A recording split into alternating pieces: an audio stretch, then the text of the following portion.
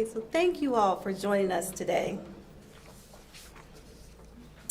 I chose the Madam Walker Legacy Center as the site for a very special announcement about my political future, because the Madam Walker symbolizes the hope that I have for this city and what it can do. The child of former slaves became the first self-made American woman millionaire. The center's website says the advantageous opportunities afforded to Madam because of her move to Indianapolis helped her business flourish, and that she endeavored to provide a safe, welcoming environment for marginalized people. Amen. My name is State Representative Robin Shackleford, and today I am announcing that I am running for mayor of Indianapolis. Yeah!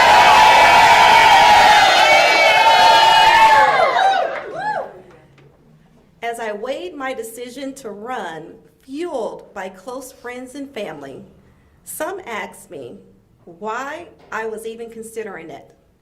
I have a fulfilling, successful tenure of service in the Indiana General Assembly. It came down to one phrase that kept running through my head: we can do better. Indianapolis is a tale of two cities, one with good roads, where residents don't worry about putting food on the table and feel safe in their homes, and another one with pothole-ridden streets where residents struggle to get enough to eat and worry that at any moment a stray bullet will travel through their wall and strike their child. We need to bridge the gap between the two different versions of Indianapolis and prioritize making Indy a safer place to live, work, play, and raise a family. As mayor, I will focus on halting the crime that's plaguing our communities. We simply cannot have a prosperous Indianapolis unless it is uniformly safe. I commit to providing effective solutions and prioritizing the safety of Indianapolis and its residents in all neighborhoods. We do that by addressing the root causes of crime, fighting for common sense gun safety, increasing youth engagement in community policing, improving the relationships between residents and law enforcement. We can do better. Yeah. We have a lot of prosperity in Indianapolis, but we also have a lot of shocking amount of poverty. I'm determined to ensure we have balanced and broad economic growth in all parts of our city. Indianapolis needs a mayor that will both challenge and support business leaders. A mayor that is willing to assist in training a world-class workforce. A mayor committed to creating better jobs and helping local businesses thrive. A mayor dedicated to helping our minority, women, and veteran-owned businesses build capacity and go from subs to primes. Amen. Yes. A mayor who will champion Indianapolis as a destination for growing businesses. I will be that mayor. And let's not forget, we will not be able to achieve an adequate economy supported by our workforce if they do not have adequate homes. Housing in our city must improve.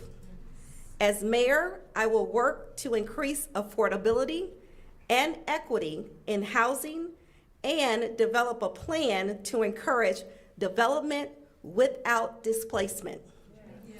No one should be afraid of losing their home because their neighborhood is being developed. We can do better.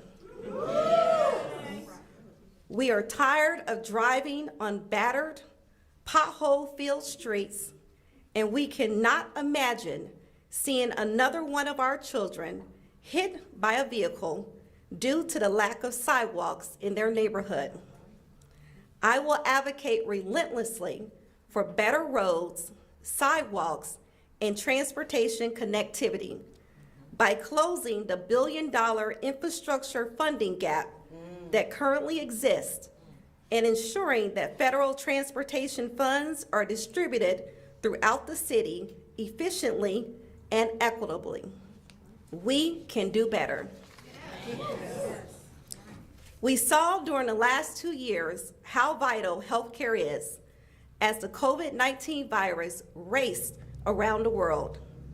Access to healthcare is crucial for keeping our city and its residents healthy, thriving, and safe. Healthcare is not just about the body, but also the mind. We cannot afford to have another person suffering from mental illness slain like Herman Whitfield III. As mayor, I will work to improve access to quality healthcare, make healthcare more affordable for seniors and working families, and help address chronic health conditions plaguing our communities like mental illness. I also will work to eradicate the food deserts in our neighborhoods, producing an unhealthy lifestyle, and work to decrease the drug overdoses crippling the health of our families. We can do better. The city's young people are our future leaders, doctors, teachers, tradesmen, and more. Just recently, I spoke with a group of young high school leaders. The shooting that took place in Greenwood Park Mall, just south of Indianapolis, shook them to their core. They felt the mall should have been a safe haven. Their plea to me was that we establish safe spaces for our young people to gather, shop, learn, and play here in Indianapolis. Additionally, they emphasized their need to be heard and included in decisions affecting them. They also wanted more earlier professional work opportunities. As mayor, I will work to create safe spaces for our children, teens, and families to thrive. Additionally, I will hold listening sessions specifically for our youth to get them engaged in the decisions that affect them and teach them how to reclaim their voices through advocacy. I will work on job opportunities that connects them to their interested professions while they are in school. And I will fight for our public schools so we may advocate for a better tomorrow. Yes. We can do better. Yes. Tomorrow must be equitable for all. We can harness the boldness, potential of all the incredible people of our great city to turn challenges into opportunities, just like Madam Walker did. These are not easy problems to tackle, but together we can elevate our city to new heights. We can do better. So please take a moment to review my website at robinforindy.com, and that is 4. Be sure to like our social media pages, and please volunteer and donate. I'd like to take a second to thank my family, friends, colleagues, and campaign team here today. I'm grateful for your unwavering support. Now I'll take questions from the representatives of the media. All signs indicate Mayor Hogsett will announce he's seeking a third term next week. What case will your campaign make that he should get another term in office? So I would say currently, we don't know the future that Mayor Hogsett if he's running or not. I don't want to determine, and I don't want to say if he should or should not get in the race. But I will say, as far as me and my team, I'm here to give a choice to those Democrats and to make sure that people have the opportunity to have that choice and to be heard. Obviously, crime is a big issue here in the city. What will you do differently to tackle this issue for every neighborhood? So, like I mentioned in my speech, I'm going to address the root causes.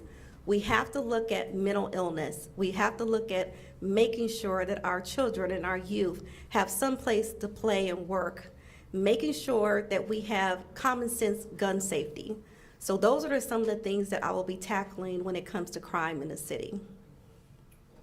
Have you had any discussions with the Marion County Democratic Party, or do you plan to?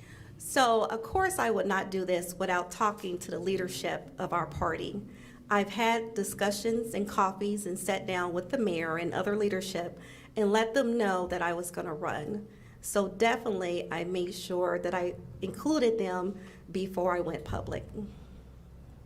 There's an obvious subtext here that Indianapolis has never had a black mayor before. I know you don't want to talk about the current mayor, but again, as far as I know, he's running again. Do you feel like there's an extent to which you're being told to wait your turn here? And is there pushback against this campaign and any other campaign that might pop up right now? So I haven't been told to wait my turn. I know people are told that all the time. We haven't gotten any pushback, but I'm pretty sure pushback will be coming because it's politics. What we will do is move forward in our messaging and move forward in our campaign. Our whole process and thought is going to be a grassroots effort. I've been encouraged by many to run. I've heard people say they are frustrated and they feel they haven't been included when it comes to those decisions made in the city. So that's what our campaign will be about. Can you talk a little bit about the idea of Indianapolis getting a black mayor finally? It seems long overdue. So if you ask my campaign team and myself, I would say definitely it's long overdue. It is 2022. It's definitely time that we have a woman, that she is black. Because we bring different ideas and different experiences to that office. So I would say it's definitely time. I would say Indianapolis is ready. We are ready to be inclusive, and we are ready for everyone to be represented. Was there one thing that made you want to run? Was there one thing that really stuck out to you that you decided to make this decision? I would say the one thing that stuck out is that I thought we can do better. That is the one thing. As I thought about where our city was and where we should be, I felt that we were not at our potential. And so in order to get this city where it needs to be, when it comes to safety, when it comes to healthcare, when it comes to education, that is what was going through my mind, that we must get the city elevated. We just went through an election cycle that focused a lot on crime in Indianapolis because of the prosecutor's race. What are your thoughts on public safety, the state of public safety in Indianapolis, and ways to possibly do better? So public safety will be at the top of my list. I will definitely be prioritizing how can we reduce crime in our city and how can we make people feel safe. Right now, people don't feel safe downtown. They don't feel safe out in the suburbs. I will be sitting down with the prosecutor, and I will be sitting down with public defenders and also with law enforcement to get their feedback on what are some of those ideas. And at the same time, I will also be researching to find those evidence-based policies that have worked in other cities that we can bring in Indianapolis.